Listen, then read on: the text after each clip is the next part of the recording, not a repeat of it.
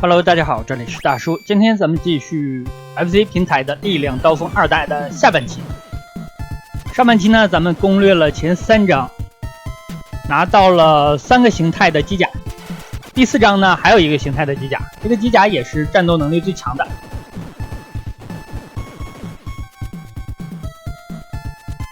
哎，他自己滚下来了。前3章每章要打6分钟左右。但是呢，后3章18分钟是打不完的，因为最后一关比较长。最后一关的流程大概是普通关卡的 1.5 倍左右。因为是水下，这里换了水下的装甲。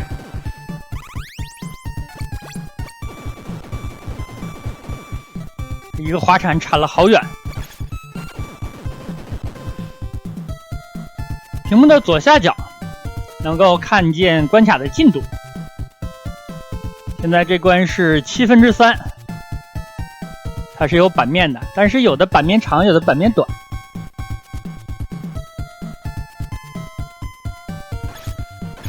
能游泳的话，这里真的是非常简单了。上面的尖刺是秒杀的。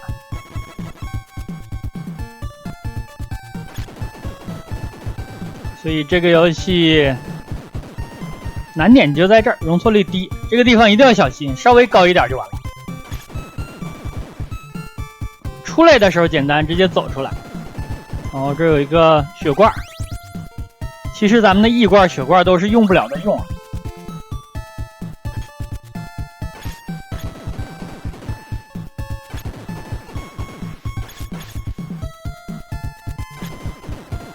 爬在梯子上的时候，或者是攀爬的时候，你的武器是没办法向上发射的。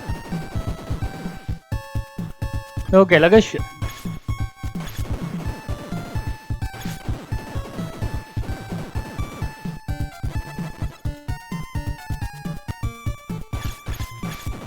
这里看起来用攀爬的机甲比较划算。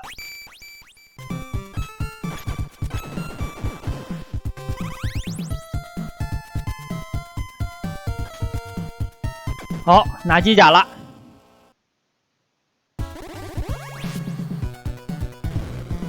后3章呢，咱们就多用机甲的形态了，毕竟能量罐攒了比较多了。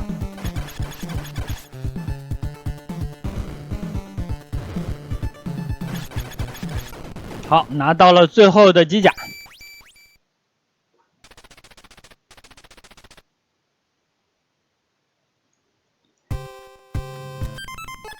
出门给大家演示一下，它是有2个护身的小机器，这2个机器呢，敌方发射子弹，它会自动过去接。利用这招可以把最终 BOSS 的攻击方式封死。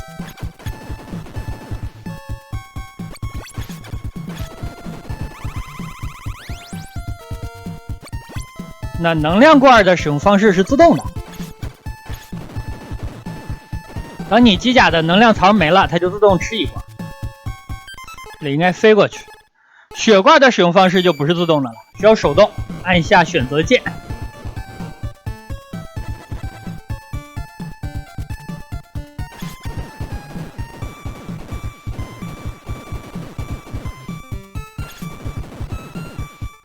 哦，这有个血，不要了。咱们现在5个血罐了。那游戏打到现在1个都没用过。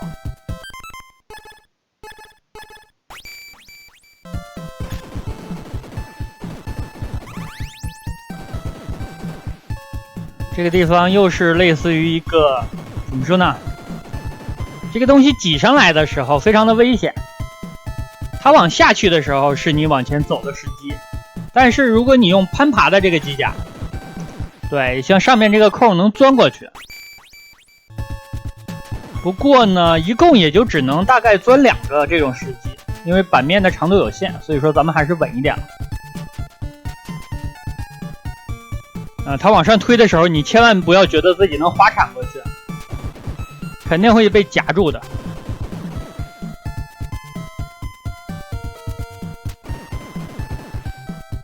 这个地方同样，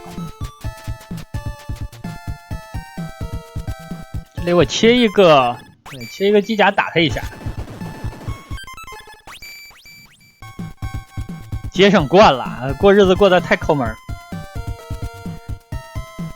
其实从这张开始应该可以烂了，全机甲形态也能过去。这个地方也能省一下。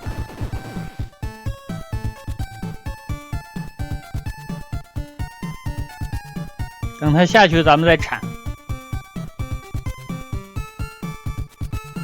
有很多小伙伴表示当年没玩过这个游戏。这个游戏呢，我是玩过1代和2代了，但是呢，通关真的是比较费劲啊。为什么好好的去练这款游戏？因为我没有这个卡带，在别人家玩的，你一定要玩的好一点，不好意思在人家玩很长时间的。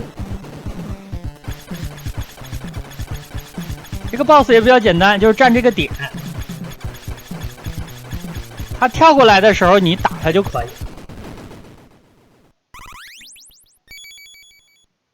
你如果不打他，他该冲过来踢你了。好，这样过了第4关，把第4关的楼也炸掉。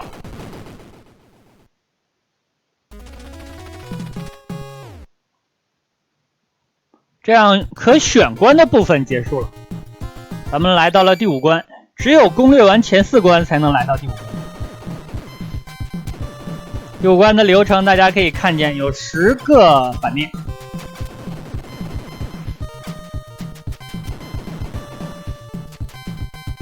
这个版面应该是不计算 BOSS 版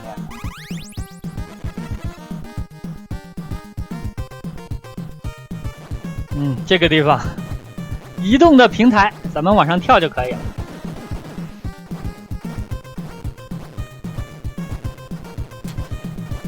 用飞行机甲这里会简单一点，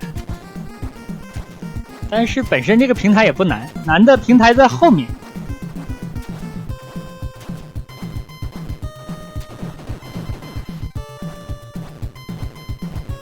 这里要走右边，左边应该也能攀爬上去。这个怪你打他，他就跳。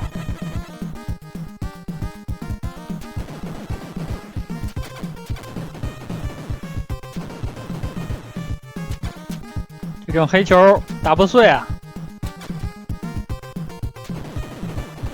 好，铲下去。这个铲就要按住斜下，这样铲的比较远。按住下的话，它直接就掉下去。好，这里遇到了一个妹子，妹子叫杰奎琳。谢天谢地你没事。这里发生了可怕的事情。我发现三角洲基金会主席，真实身份是来自于外层空间的生命，外星人。他现在正四处派遣军队，准备入侵地球。他向政府提出的建议是为了筹集资金来实施入侵计划。我们必须消灭三角洲基金会，否则我们的日子就不多了。这里主人公诺瓦表示，你最好离开这里，剩下的交给我。那这也和这个游戏开始的剧情呼应为什么三角洲基金会的主席会找到北美政府的总统推销自己开发的机甲，就是为了筹集资金。但我觉得这个理由有点牵强吧，这武器这么强，直接抢就好了。感觉这外星人有一点脱裤子放屁。这个地方就不要斜下滑铲。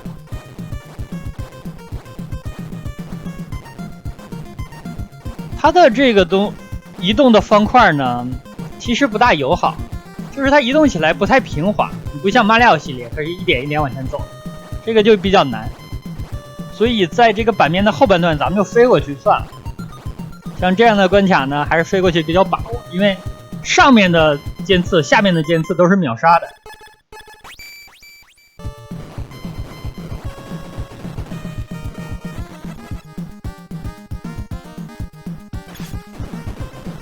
这又是水，咱们换水吧，换水的机甲。一个滑铲真的是有效率啊！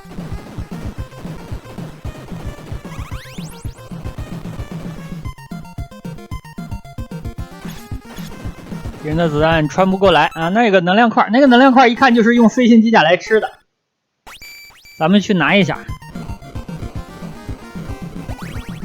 好，直接就吃到了，这个还是比较简单的。又是水。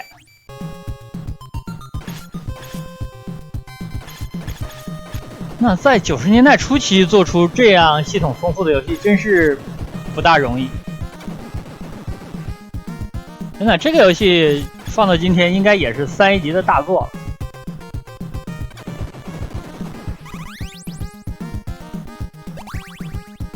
又一个，已经6个血罐，6个异罐，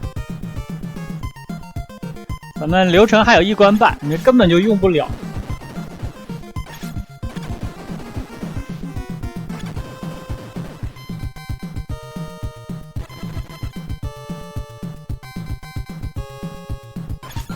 这关水下的地方真多。这2个发射泡泡的装备啊，装置我一个都没打爆。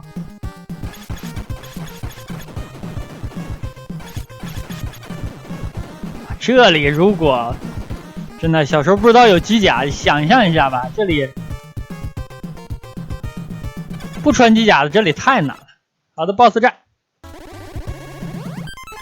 这个 BOSS 咱们换成刚刚捡到的这个机甲，他发射的所有子弹都被吃掉了。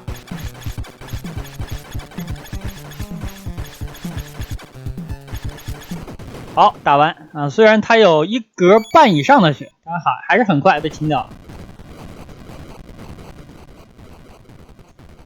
又把这个地方炸掉了。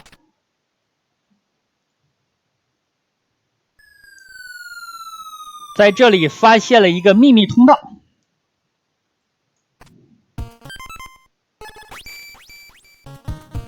这里从棚上走呢也不是不行，但是啊，这个前面这个棚就发生了一些地形的变化。当你侧面攀爬姿势的时候，你是不能向前面发射你的武器的，所以说我还是决定从下方来走。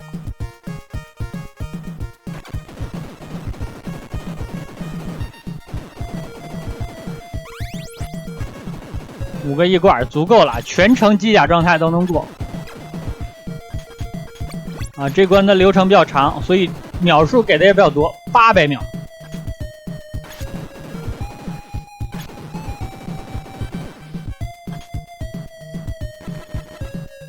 刚刚下坠的那个地方竟然也算是一个版面了，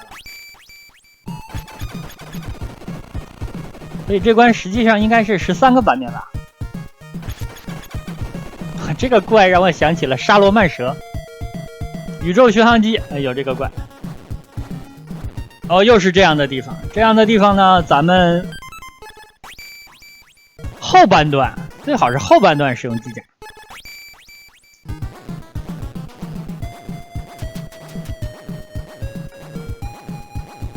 因为游戏的难度它肯定要有一个循序渐进。对，这个地方明显就是一个落脚点。从这儿之后，咱们来使用飞行机甲。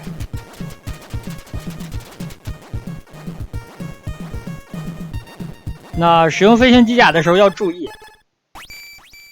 因为它这个平台呢往你下面钻啊，如果你不小心落在上面了，而且你还想保持飞行姿势，很容易跳下来，这样有的时候就会撞到上面的尖刺啊，被秒杀掉。所以说你要小心这个平台向你下面钻啊。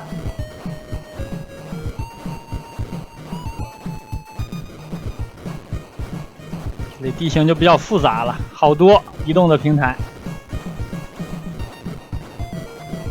啊，应该是到了，到地儿了。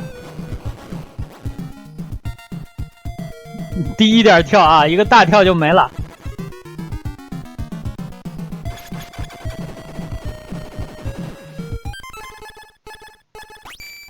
好，换出咱们的作战机甲，这个机甲真的是极品啊，攻防一体。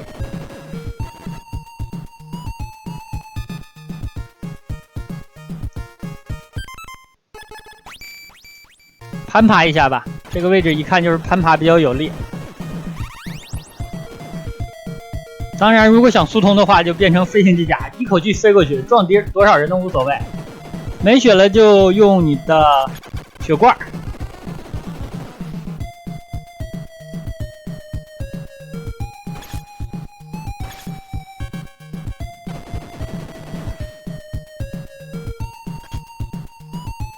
这有个尖刺啊，这真的如果跳的话是非常困难，因为离上面的棚太近了，非常容易撞到。在这里我应该向很多当年通关了这款游戏，但是不知道有机甲存在的小伙伴致敬。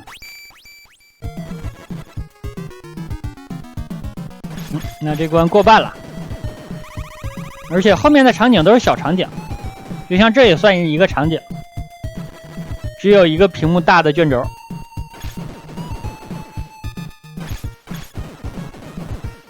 作战机甲的能量波呢，在水里啊发射的距离不够长，上面的那个翼罐需要攀爬上去，然后一个滑铲才能吃到。在水里不仅影响人物的动作频率、跳跃高度、跳跃速度，还影响你的机甲的射程。所以说这个游戏真的做得非常的细致。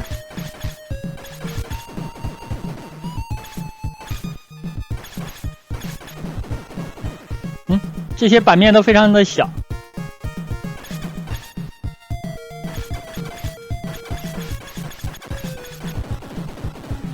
这里都过去之后呢，后面是一个经典的 BOSS rush 环节，但是它这个 BOSS rush 环节呢，是一个伪 BOSS rush 环节。为什么呢？因为每过一个 BOSS 之后，它都给你补血和能量。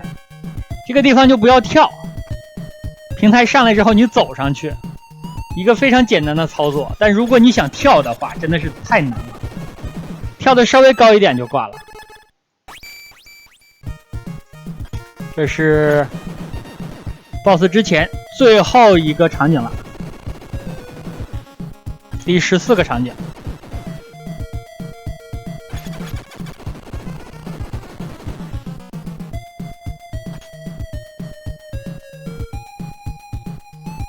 好了，需要把前面所有的 BOSS 都打一遍。打法呢，基本打法还是不变，但是咱们有了更强的机甲。看，这是第一关的 BOSS 啊，他发射的子弹都会被吃掉。而且呢，虽然他机甲形态跟咱们一样，但是他射的没咱们快啊。干掉了。第二关的 BOSS 仍然咱们爬到棚上去。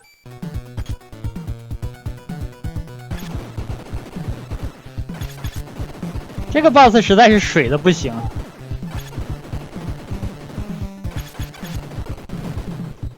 好，打完。第3关 BOSS， 咱们站在屏幕的左下角，这样虽然会掉血，但是他是打不过咱们的。好，大概咱们被屏幕上的火花碰了3下，但无所谓，过了之后会加血。站点吧。这个地方站住了，一会儿给大家演示一下，如果他落地的时候我不打他会怎么样？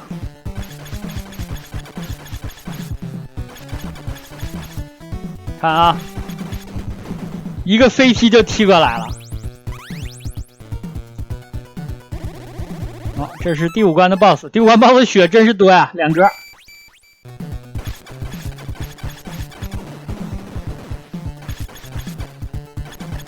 闪一下，他第2次经过你头顶的时候就要闪一下了，会来砸你。在地面如果你不打他，他会跑过来撞你。啊，这就是基金会的首脑了。没错，我来到了这么远。这个 BOSS 真的是弱的不行啊，因为他不会变身。你说作为最终 BOSS 不会变身，这得弱成什么样？他2种攻击方式啊，一个是扔1发子弹。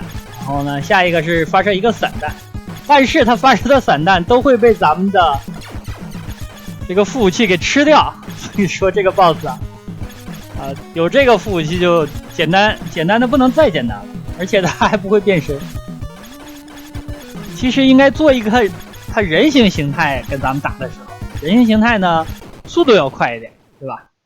这样游戏呢看起来比较合理。好的，这回咱们把这炸掉了。那临走还不忘带走咱们的副武器。OK， 任务完成了，这样主人公诺瓦又拯救了这个世界。那好吧，这样一款 FC 平台的力量刀锋2代，也叫能源战士2代，就给大家录制到这里，感谢大家收看，咱们下个游戏再见。